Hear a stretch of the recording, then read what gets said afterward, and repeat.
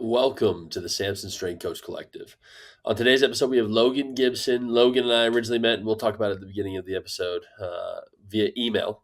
He sent me an email, a cold email for us to network, and it was fantastic to get to know him. And obviously, I said, we got to get this guy on the podcast. He is just a great energy. And when we talk about his systems and what he develops and what he tries to do when he first gets to schools, it's incredibly interesting. And I told him he should write a book about it. And I'm putting this in the intro because I want to remind him that he needs to write a book about it because I think it'd be extremely beneficial for strength coaches. So overall, I think just his process of being a coach is fantastic, and how he carries himself really impressed me. And the conversation overall was very free flowing, easy to go.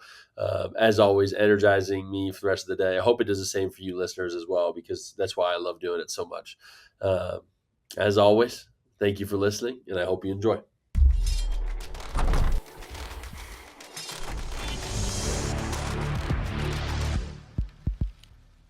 What's going on, Samson Strength Coach Collective listeners? On today's episode, we have Logan Gibson, Associate Director of Strength and Conditioning for Detroit Mercy University. Logan, thank you so much for coming on, man. I appreciate you, boss man. Appreciate the time.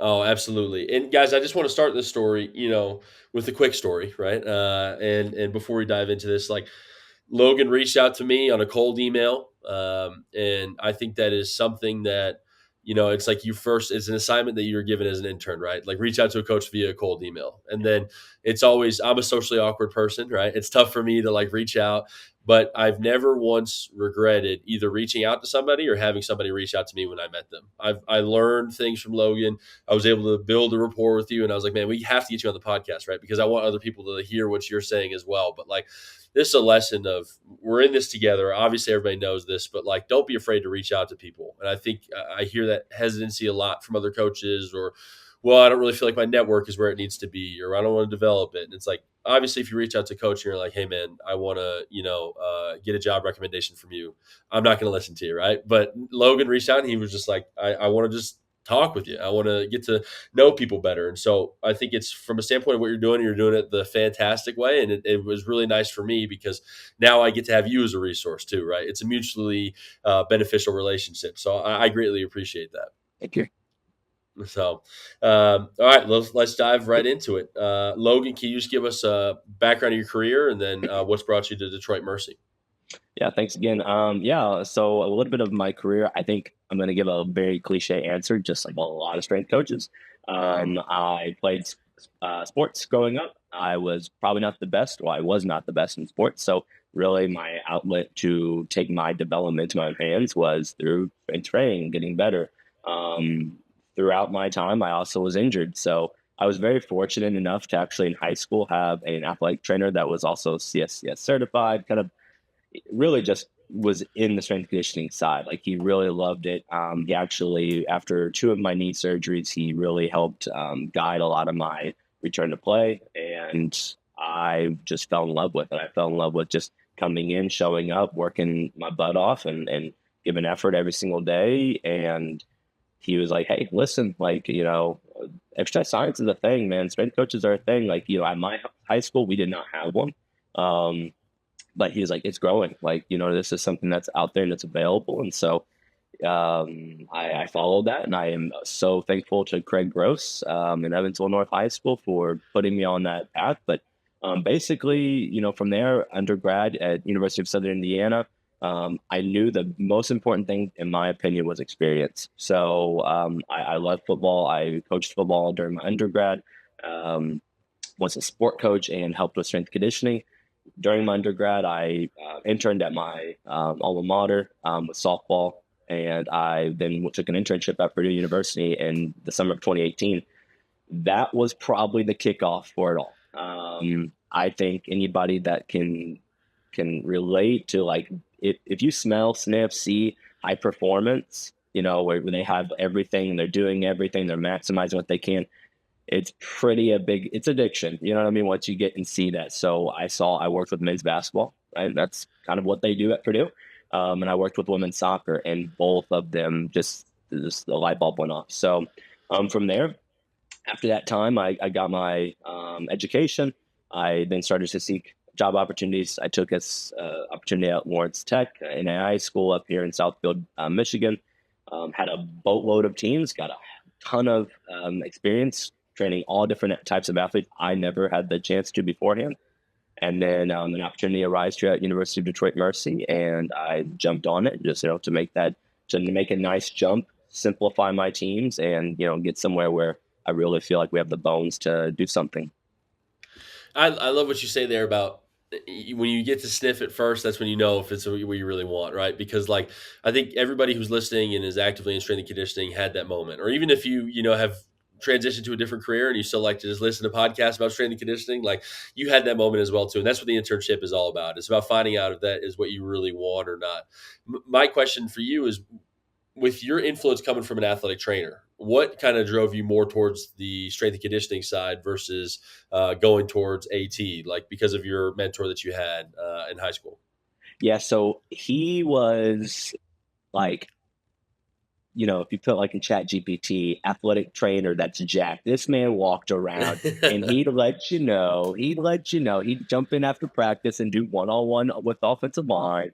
We're sitting there full helmet, shoulder pads, and this man's just wearing his kit.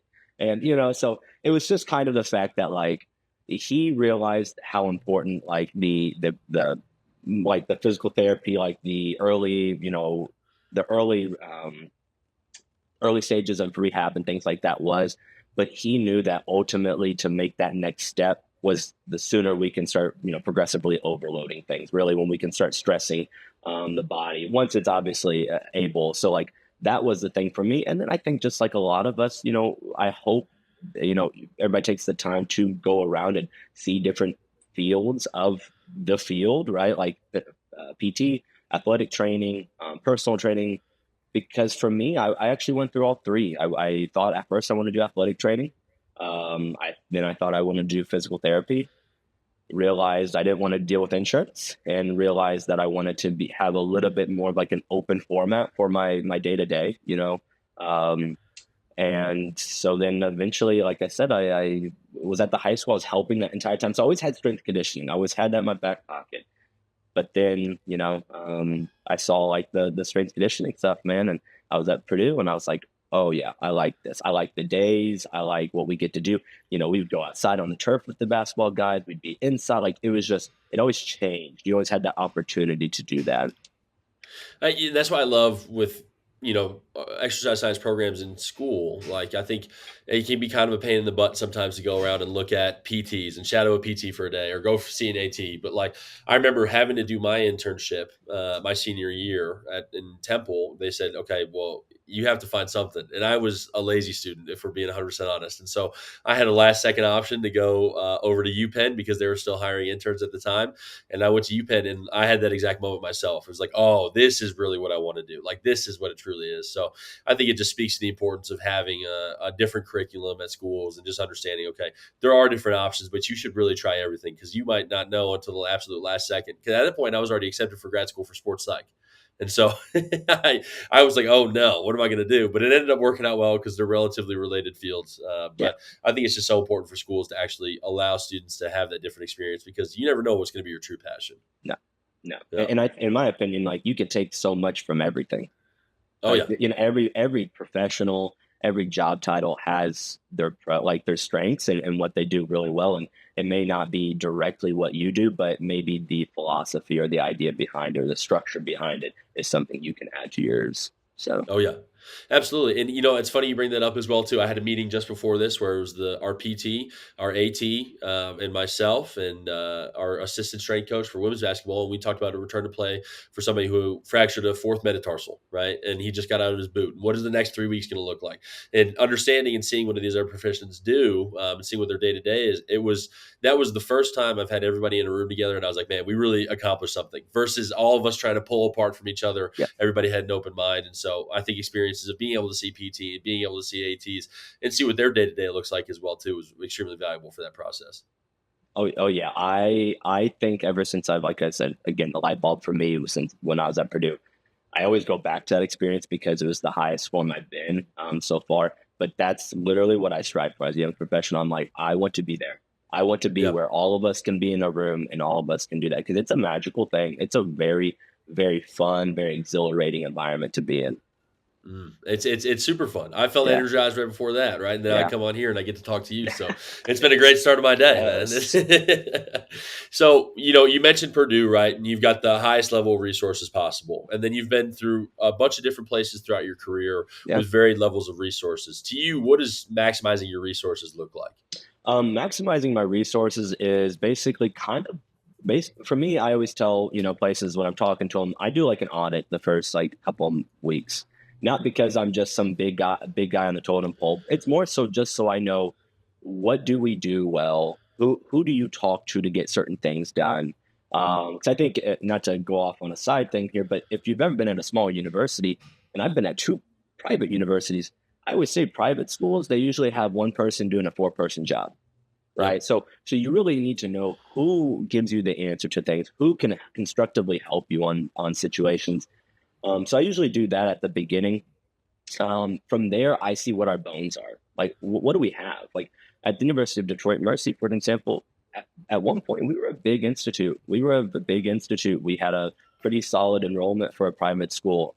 We were competing at a very high level, had a lot of success. So for us, our resources look different than when I was at an NIA school that just started their program. They're at their varsity athletic programs in the NIA since like they had a 50-year break. They just started back in 2012 and I got there in 2020. So, you know what I mean? They were very young. They were very, nuanced, and they were basically relearning a lot of things because those that were there when they originally had athletics, aren't there anymore. It's a whole new slate. So, um, I'd say doing the audit, seeing what the bones are, having conversations, and not only just with faculty, and administration, support staff, but even your athletes. Like, what is it that is going to take us to that next step? And then that's kind of like where you plan everything around that too. So, maximizing resources is really for me just a lot of information building, and then the action comes from that. And I think we're gonna like kind of hit on that here in a little bit. Yeah. So what does that audit process look like? Is it just speaking with those people, like you mentioned, speaking with everybody? Are there specific questions that you ask? Are there really specific things that you look for in that process? Yeah, so it goes back to whenever I'm talking to athletes and seeing, and sorry, everybody, support staff, administration, what is wanted, what is needed from these positions, what's our short term, long term goals. From there, that is more specific questions to what I'm asking and who I'm asking. Right now, I know who I need to go to. Sometimes I think there's usually so many different individuals at different goals, right? They're achieving different things, and ultimately that can work in unison, right? But ultimately, when it comes to maximizing resources, you got to sit there and kind of grab a couple of them and be like, hey, like you guys are kind of on the same goal, right? Now, how do we work together? How do I maybe help and bridge that gap? And now we can get that goal achieved quicker. So it's a little bit, it's not really cut and dry. It's kind of obviously it's contextual, like a lot of us will say. But yeah, it just goes to the fact of like, what was the needs? What was the wants? Who can achieve the needs? Who can achieve the wants? And where are they at in their current situation? And how do we kind of get them on the same page? Or is this something we've had and that we need to learn to how to adapt and evolve? Or is this something that we want and now we need to put in maybe different other individuals to achieve that and work on getting that? Hmm. Hey, okay, and so you mentioned it, right? There's the action process after the audit, right? And so, what does that action process look like to you? How are you proactive in that process? Yeah, so I'm basically proactive is, I think one thing as young, like I told you, we laughed about it. I always say young professional. I'm getting closer to 30 than 20, so I can't keep using that word. But you get eager, you want to jump. You realize that as you get going into this, a lot of bigger projects, a lot of bigger needs are not met overnight, right? So for me, it's really following up. There's such a power in following it up and willing. Right, I have nothing to do. I'm the strength coach. I go get people bigger, faster, stronger. You know what I mean? I stretch them. You know what I mean? We do a recovery session, right? For me, if where I'm at, if I can be the extra effort to push something over, to push something through, to carry a piece of paper from one side of the building to the other to get something done, because they're not going to go pick it up till Friday. That's just what it is, right? So for me, it's just keeping the tabs, right? Keeping the tabs, checking in, right?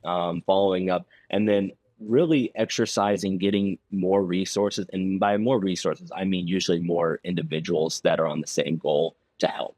Because Mhm. that's ultimately a big thing, right? A lot of times it is about resources like financial, right? Like financial, how much do you have? Like what's your endowment, things like that. But a lot of times it's just more so, hey, let's set a hard goal. Let's follow up on this hard goal. Let's talk about what we've been struggling to achieve with this goal and what we've had success with, right? And sometimes I think when so many people are in their own domains, it's a hard issue it's a hard thing to kind of come together because they're working so hard on things to be like, hey, let's sit down 10 minutes, let's talk about these and try to get a next action plan. Like, let's make something, this big goal, let's break it down into five small goals. You know what I Mhm. mean? No, absolutely. How do you get people bought into that process, right? Because especially if you go from, I've been at four separate schools now, five separate organizations, right? Everybody kind of has their way. There's, I can think of people I've met who maybe it's an academic advisor, maybe it's an athletic trainer, it's other people that we work with who are almost like stuck in their ways, and you're bringing in a great process and you're bringing in something that is going to directly benefit the athletes, but it may be a little bit separate from what they've done in the past. How do you get people bought in and excited about that? Being consistent. I Mm, mean, really being consistent. And, I always want to say this in the most professional way, but when you have individuals that are like that eagerness, sometimes they're like, hey, I've been here. This is how it works. This isn't going to how it change. And they may not be wrong. And that's still a superpower because they do know how things work. They do know how things get approved and how they don't get approved. But I think being consistent with them, showing them your authenticity, that like you're being genuine. You're not just doing this to work up a ladder. You're doing this mm, because ultimately we're here to increase the student athlete experience, right? That's the big thing in college athletics right now. If you can make an athlete enjoy and love where they're at, chances of you not only having success, but them staying and developing as an adult and not just hopping around probably increases. So I think when you do that, and then something that I really like to use is like everybody has a superpower. Like everybody has a superpower. Every role, every responsibility, no matter up and down, has a superpower. Finding that what that is for them and roll with it.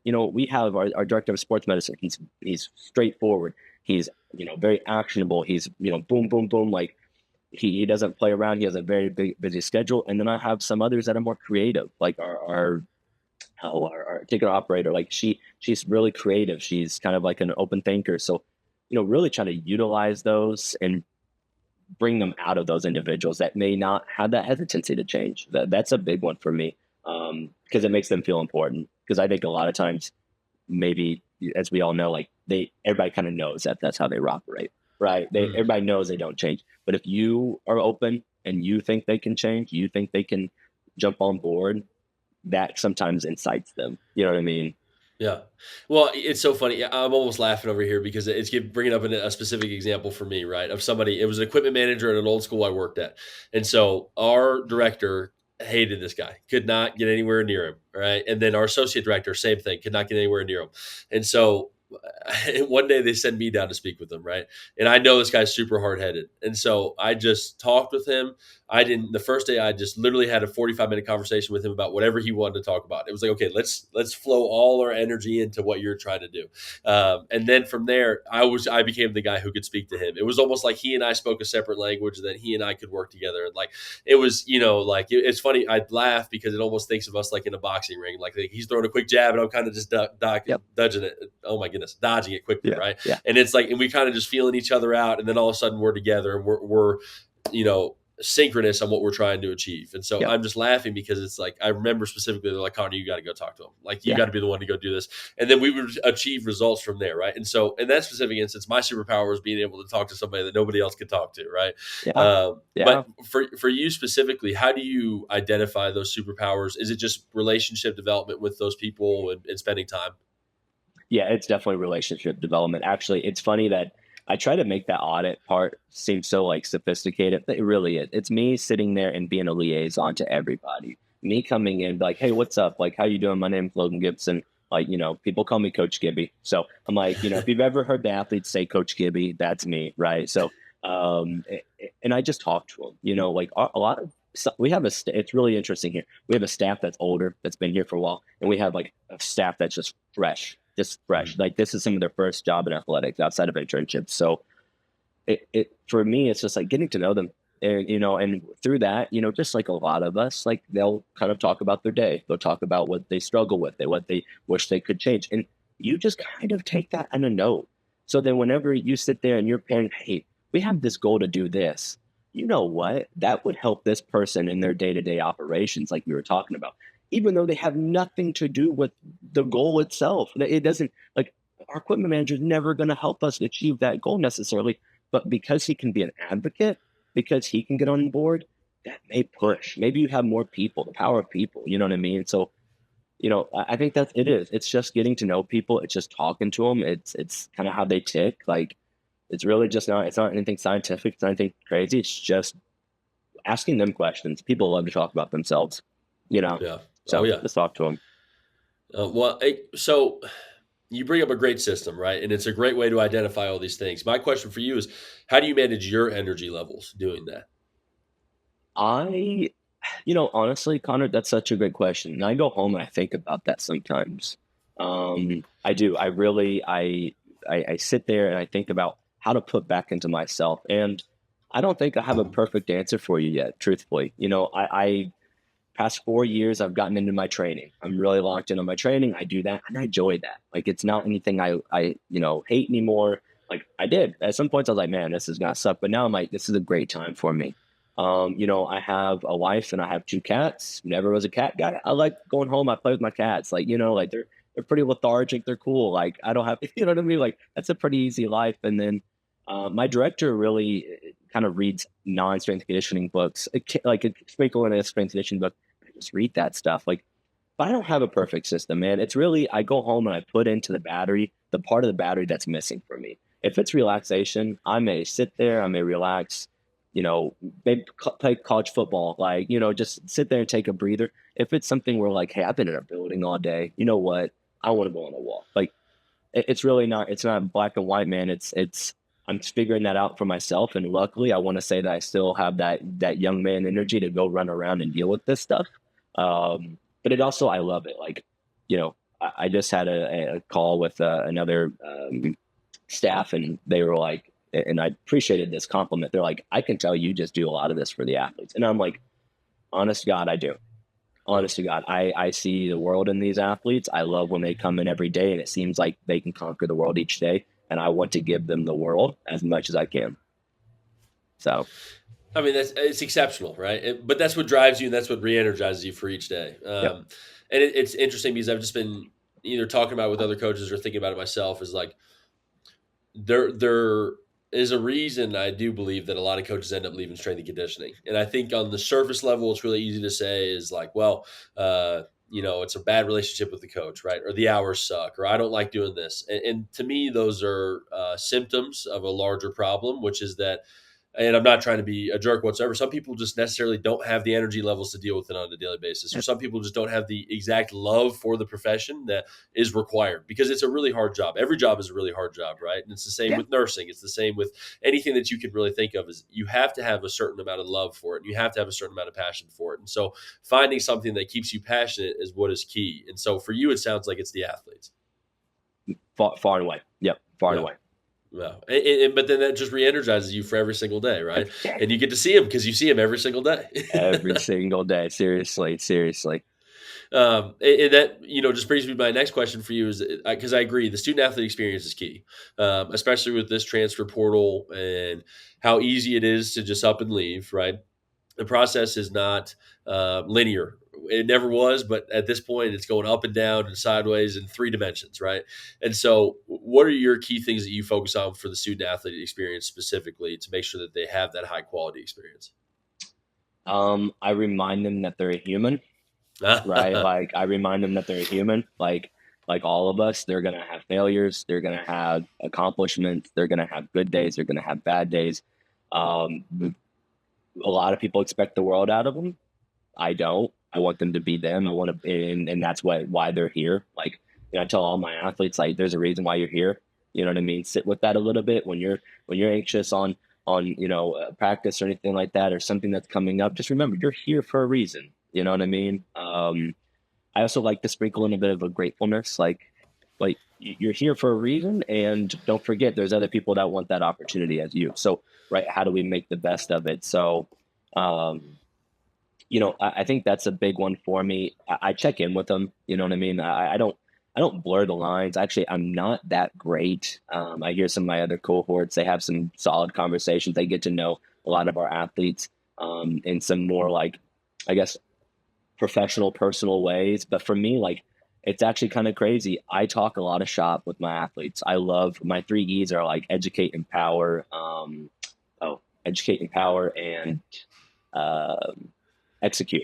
Right. And for me, it is one of those things that uh, I like to help them. Like I like to just teach them some cool things. I'm a very like I like to know the why of things. I'll sit there and I'll watch a movie. I'm like, I wonder where this is built. Like just random questions I like to know. So for me, like I talk shop with my athletes, but ultimately with me doing that and me talking specifically about them and me asking, like I usually always ask, do you have any siblings? Like, what do you like to do? Like your favorite right there, and then much I'm around and how much I'm doing in the backgrounds that they see, like it just the care's there. Like they respect me. Like Coach Kid be like, I love it. I walk around like a little celebrity. And I was a single child. I was raised by a single mom. Like, she was very busy. So like for me to get some love is like, oh heck yeah, like I appreciate that. Like I don't just sit there and like, oh heck yeah, like run raining in it. But like the fact that I can love them, they can love me, like it takes time, but that's really basically all it comes down to. Me checking in on them, me trying to help them, educate them individually, and then me showing the love for them. I love you being real about the fact that it's nice to be liked, man. I mean, seriously, it drives me nuts that strength coaches like come around and they always try to be the tough guy, right? And because I would consider myself a tougher coach, right? Like if you ask my athletes, I think they would say that I'm pretty tough on them. But at the end of the day, like it would devastate me if I found out they didn't like me. Because at the end of the day, like they need to trust me, and a Yeah. part of trust is liking. Yep. And so Yep. I really appreciate you being open and honest about that because it's something that doesn't really get talked about a lot. But like your athletes do have to like you, man. Yep. And it doesn't, there is a balance, and they don't have to like you because you're the guy who never makes them do anything, right? Yep. That's not how it goes. But at the same time, like that is a critical piece of the athlete and coach relationship. If they don't like you, there is no relationship. No. It's so much easier to sell. You sit there and you have a coach that's hard to work with. You have a coach that's like, I don't like what you do. But then they go talk to their athletes and they're like, oh no, Gibby's looking out for us, coach. Like, yeah, we can train the day before a game and do some stuff. Like, Coach Gibby's got us. Like I feel good. You know what I mean? And I also ask people, I always say this to some of my GAs, some of my interns. What would you do if this was a person that had a $10 million a year contract? Are you just Mm, going to sit there and talk to them and make them do silly exercises and talk to them like they're a little kid? Like, no, no, because that person's going to get paid more than you. Like that franchise, that organization has more into them than they do to you. So, it's not like you said you're not going to suck them your ideologies and your values. And I don't, but there's that balance of like, hey, I can still be harsh on you and I can tell you the truth, but when I individualize and you see what I do in the background, you're gonna realize that it's a love for you.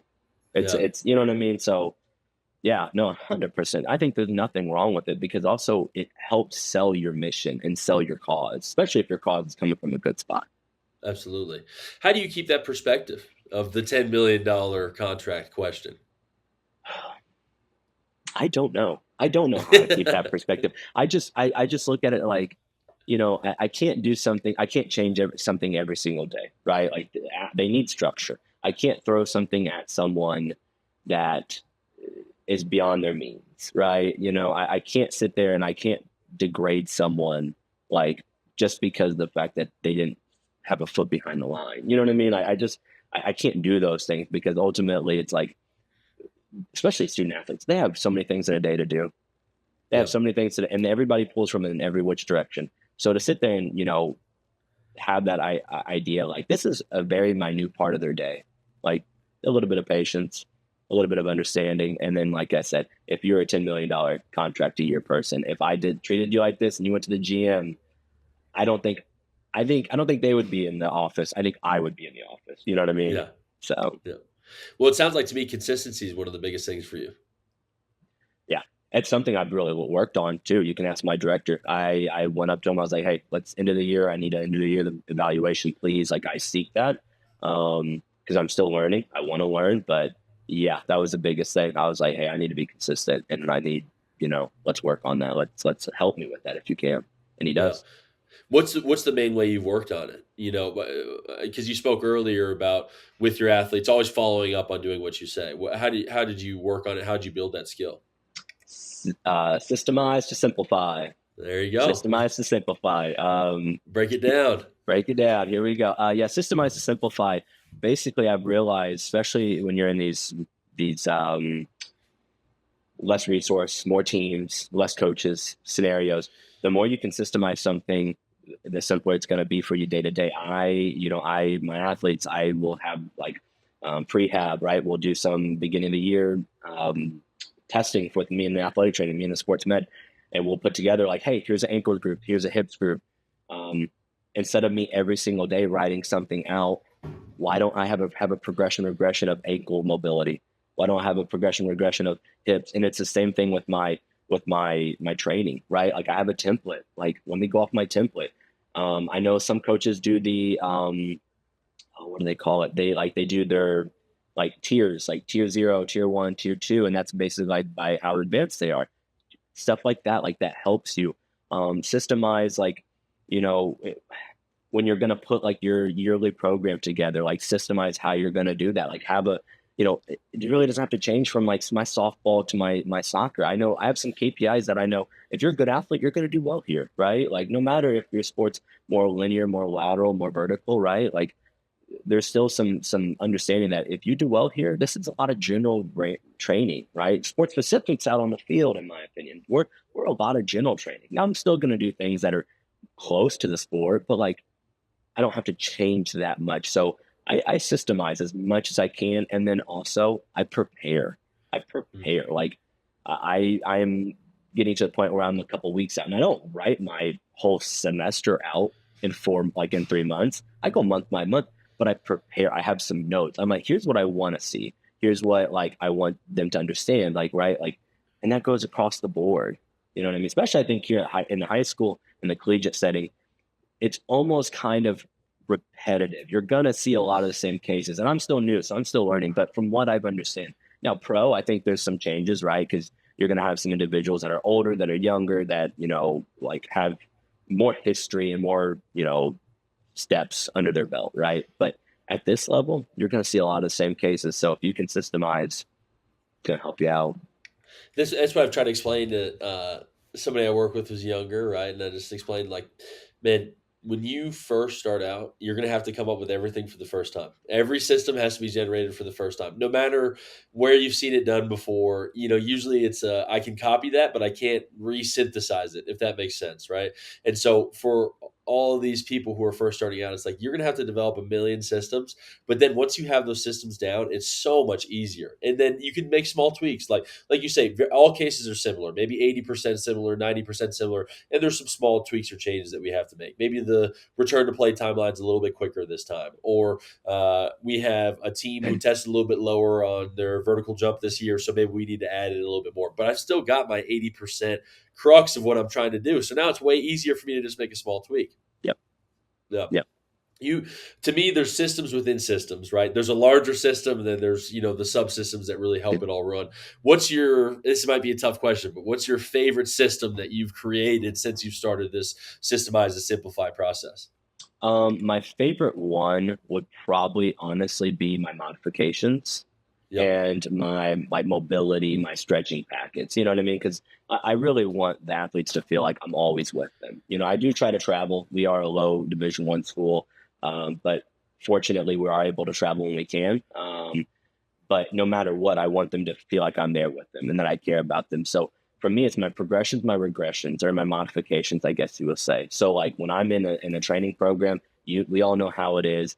They just saw sports med. They come down 10 minutes before a lift, all like 10 of them that need modifications. And you're like, oh, whoa, like, okay, so you can't put a bar on your back. You can't fully press overhead with a barbell, like all these different things. And so it's like, No, like we can simplify this. We can sit there and there's exercises that work the same thing, even if you have a certain modification. Like, I think that's just where you have to kind of understand. And I think that's why I had a pleasure of having when I was at Purdue is I was for women's soccer, I was like the modification guy. I took the Yeah. injured group, I did the modification. So like I feel like that's a strength of mine. So I did that system first. It was something that was going to take me like 15 minutes during a normal weekday. Boom, get that done. Now, whenever I'm training and I have teams like my women's soccer team this year is 37, 37.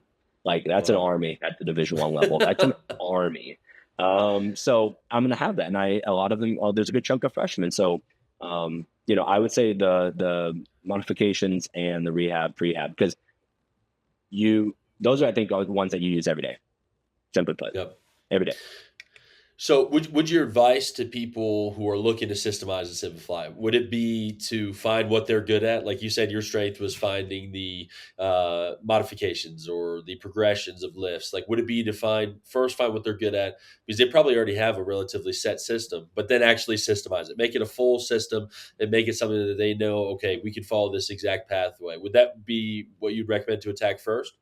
So I would say what you're good at. I would say what you're most frustrated. So when you audit your own training, like what when you look at your own training, you watch the flow of your room, right? You sit back. We use what called a global and local coach, right? So if we're fortunate, we have interns.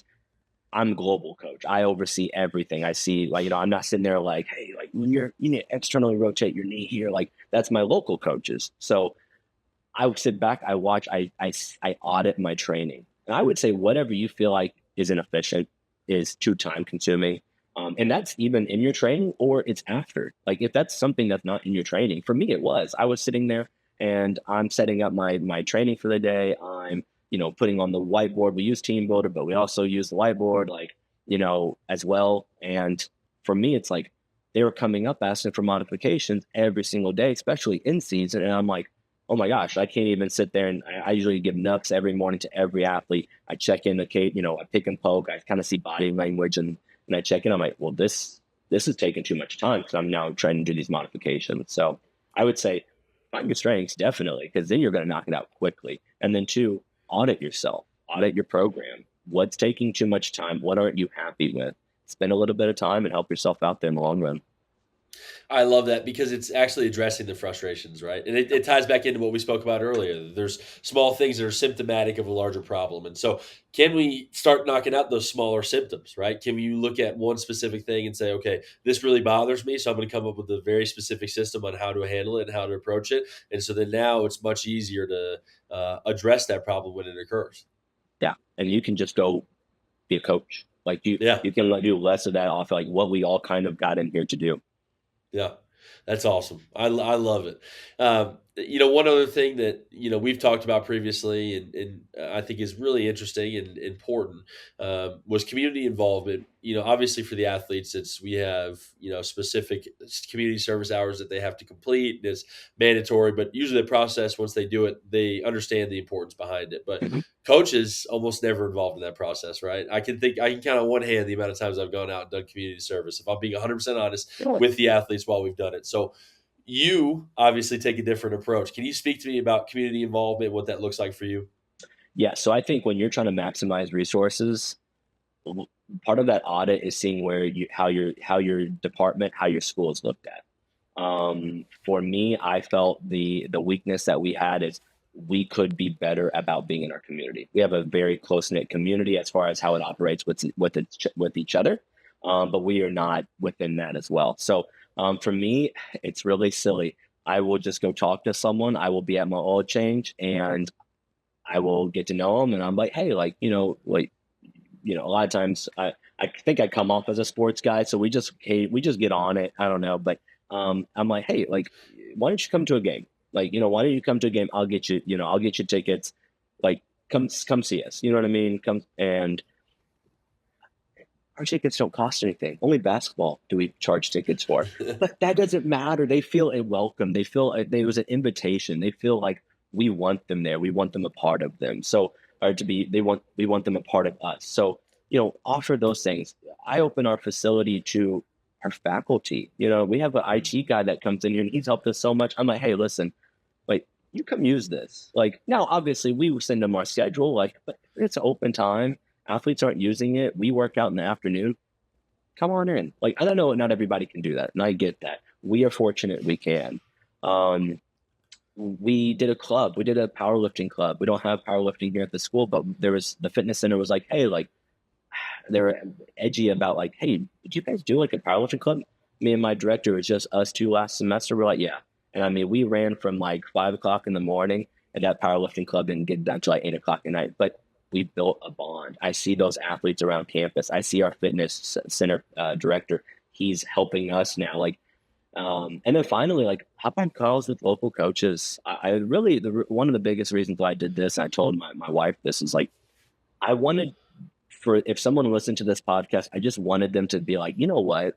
I can contact him. I can just talk to him. I can ask him questions. Like, I'll give you time. Like, you know what I mean? I love this stuff. So that was the same thing with hopping on a call with a high school coach. I've had a couple, not many, I would love more, but I've had a couple just ask me questions. And it's sometimes organizational, it's operational, sometimes it's the X's and O's, but being available, outreaching, making conversation, trying to make something special for someone too as well. The power of moments.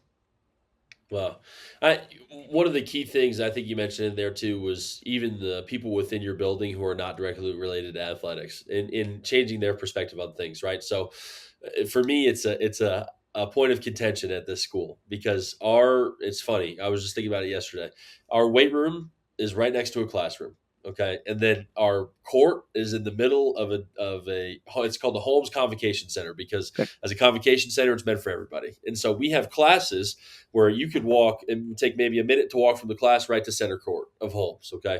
And so obviously, with past relationships, I came here and I could feel that it wasn't the best relationship between the athletic department and the actual academic department. Wait, And that just really can't happen. At the end of the day, it's just going to make you miserable. And so, one of the things that blew my mind was that nobody was allowed to use the weight room if the strength coach didn't directly approve it. And that included any faculty members. It's like you said, maybe it's not possible for your specific yep. school, but Yep. the first thing I did within the week was like our building director was like, "Hey man, can I come work out?" I wasn't allowed to last previous. I figured I just asked him like, "Yes, dude. Like I want you in here. Like I want like it's a set system of barbells and plates. Like we don't have anything fancy in here. It's not like you can end up ripping a Kaiser off the wall or anything. Like, dude, it's not like the quality of the weight room is going to go down. And who Yep. cares? Like, frankly, who cares if somebody's in here lifting? And if I'm in here as well too, like it doesn't matter. And then it just completely changed the relationship level. And so it was funny because I didn't intentionally do it. I didn't have a system for this, right? But I came in here. My office walls were all molded out. It was bad Yeah. when I first got Yep. here, right? And so I could tell I was like, man, they really did not like this guy because at the end of the day, they never took care of his office walls. They never did anything. I tried to pull a plug out of one of the plugs that was in that wall, and it pulled out, and it was all rusted out, and everything. It was insane. And so I just went up and I was like, hey, can I get this plug fixed? That's all I asked for. And then within the next day, I had the office walls completely sanded, repainted, covered, and everything, and it was absolutely fantastic. I got way more than I asked for just because that gap was bridged. The hand was, extended. It was like, man, this doesn't have to be a separate thing. We're all in this together. Yep. Yeah. Yep. Yep. No, if I can add one more, I several times I've done that with admissions. We had one GA. I was able to talk to admissions, we sent over like our values, our goals. No one knew what our goals, our values were for strength and conditioning. And honestly, would they care? That's fine. But like I sent it to everybody on the campus. And so many people found that like, oh, hi, thanks for reaching out. That's really cool. I like this. And they maybe made small talk. But then later I needed our admissions lady, our director of admissions, so we can get a second GA. And she helped us out through that process. You know what she turned around and did? She was like, hey, I know this is kind of really hard for you. I know you guys have a lot of athletes. Do you think one of your athletic trainers could see one of my student workers? She hurt her quad during playing softball. And I'm like, yes. Like, Yep. like I asked, I confirmed they're a professional, they have their own schedule, but I'm like, hey, listen, she's helped us out. Is there any possibility you get? Yes. Boom. Done. Airmark. We use a company called Airmark. They are a cleaning company for it's not UDM employees. They are contracted. And I do simple things to appreciate them, to thank them. And I'll tell you what, our weight room does not have any issue getting cleaned. But there's other Yep. parts of this building that get issues getting cleaned. You know what I mean? Like, so there's power to it, man. There's such power to it. Taking your time and appreciating everybody's superpower. It just goes into making your life easier. You Yeah, know, it makes it more enjoyable because when you get to see people every day and you know them and you get to check in with them, right? Like our stage director here, like I remember talking with him and I found out this guy, toured with Motley Crue as their stage director on that tour. And that's my favorite band of all time. Like, like finding out this cool yeah, stuff, right? And yeah, then like he comes by one day and gives me a Motley Crue like memorabilia thing. Like, man, it makes the job just so much more fun. Like yeah, it just makes it so much more enjoyable to me. yeah. 100%, man. 100%. Wow. Logan, man, this has been fantastic. Again, I always leave these conversations energized, but for me, it's really kind of changing the direction of my day. So I greatly appreciate you in this conversation. If anybody wants to reach out or network or, follow you on social media, what would be the best way to do that? Um, I'm, you're putting me on some game. So we've already talked about the TikTok. I'll work on that. But the Instagram right now, Instagram is Coach_Gibson. That's where you can pretty much find me mainly. Other than that, feel free to email me at my Detroit Mercy email. It's GibsonLT1 at udmercy.edu. You can find that on our staff directory as well. So, but yeah, feel free to reach out. Awesome, man. I thought for sure you were going to say Coach_Gibby. I would have put my life savings on it. It's in the works, I think. I think that's going to be my best thing. Awesome. Well, Logan, again, it was fantastic to speak with you again, and I greatly appreciate you. And thank you so much for coming on. Appreciate you, man.